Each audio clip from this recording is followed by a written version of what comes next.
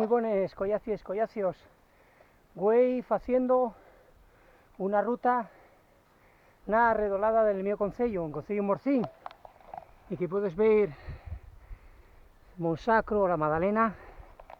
Estoy subiendo ahora unas cuestes, unos ramples, verdures que hay por aquí.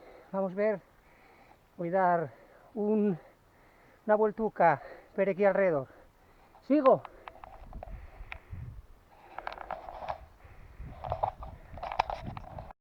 Aquí sigo, en este caso, en el concello Morcín, como os decía, güey, miráis que vistes con la Mostallal, la Sierra de Aramu, el Monsacro, la Madalena.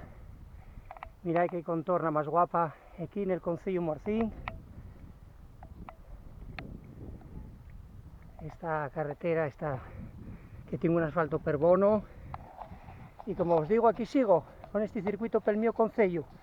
A ver si vos presta. Hasta ahora. Ahora estoy en Dosango, en el concello de Santo Adriano. Miráis todo el valle de Quirós.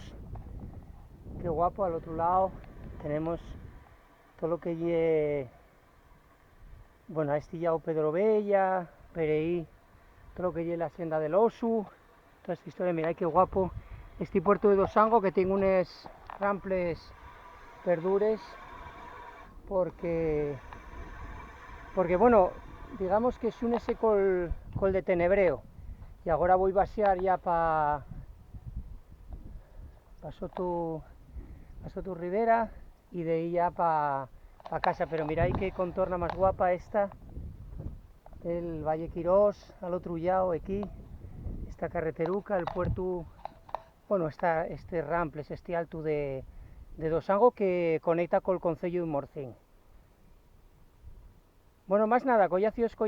Hasta aquí el vídeo de güey. Como veis, una ruta circular del concello Morcín, concello de Santo Adriano también, y bueno, también el concello de la Ribera.